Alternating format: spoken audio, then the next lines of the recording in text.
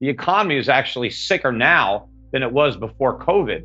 And what's really been hurting it was not the disease, but the government's cure. See, here's the problem. When governments around the country ordered businesses to close and people not to go to work, everybody stopped producing. So if you were helping to produce goods, you're not producing the goods. If you're performing services, you stop performing those services.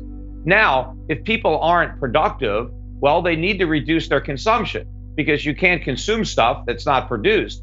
But the government didn't want people to stop spending, even though it ordered them to stop working. So what happened was the Federal Reserve just printed up all this money and gave it to businesses, for the PPP program, gave it to workers and extended unemployment benefits, sent out all the stimulus money. So you have an economy where we're producing less, but everybody wants to spend more. That's not economic growth. That's massive inflation. And what we're seeing now is the byproduct of everybody spending all this money that we just printed. And that's what's goosing the GDP. But this is not a real economy. Our trade deficits are exploding. We've never seen merchandise trade deficits this high. What we've done is we substituted real economic growth, real goods production for money printing. And we're about to pay the price in terms of an enormous increase in the cost of goods and services. It's going to be like the 1970s, only a much worse economy and much higher inflation. I've been saying it's an inflationary depression, not just stagflation. Well, actually, all this government spending is inhibiting an actual recovery from taking place, because whenever the government spends money, it has to deprive the free market of those resources, right? It's not the taxation that's the problem. It is the spending. Government spending is effectively taxation. So once the government decides to spend money, the question is, how do we pay for it? Now, the most obvious way is, we send the government our money through an income tax or a sales tax, whatever it is. But if they don't have the political guts to ask the Americans to pay for all the spending that they're delivering, then they ask the Federal Reserve to print money. But that doesn't mean we get the government for free. It just means the government is robbing us of the purchasing power of our money. And that's what's happening. The government is creating money, putting it into the economy, giving it to people to spend. These people are bidding up prices. And that's what's driving the GDP. It's higher prices and more spending as we are producing less, right? That's why you see this enormous trade deficits. But I get all these stories from people that email me, and I experience it myself.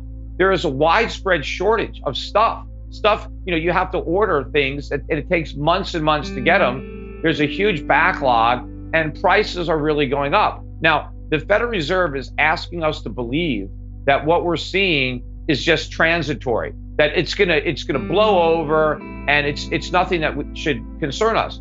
But this is exactly what the Federal Reserve said in 2005, 2006 about subprime. They told us, ignore what's happening in the subprime mortgage market.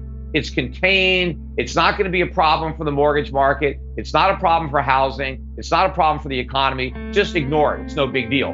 Well, the Federal Reserve was completely wrong about the subprime market being contained.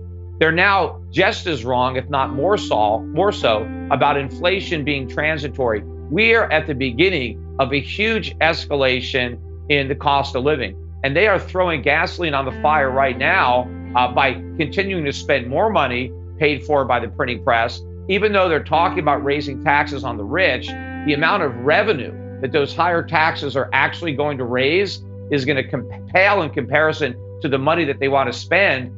And that particular type of taxation that's targeted at the rich, what ends up happening is the rich don't spend less, they invest less. And investing is what drives economic growth, because investments is what creates, productivity, businesses, jobs. That doesn't come from what rich people spend. It comes from what rich people don't spend. But if the government takes that money, instead, it depresses the economy. So we're going to depress the economy at the same time we're printing up a bunch of money. And the government has created such a perverse incentive. You have so many Americans that have left the workforce. They have no desire to return to their jobs because the government has given them a better deal. It is more lucrative not to work than to go and get a job. And of course, it's far more enjoyable to have a vacation and get paid more than you would get if you returned to work. So the government is paying people not to produce and then giving them money to buy the stuff that they didn't produce. This is going to be an inflationary apocalypse.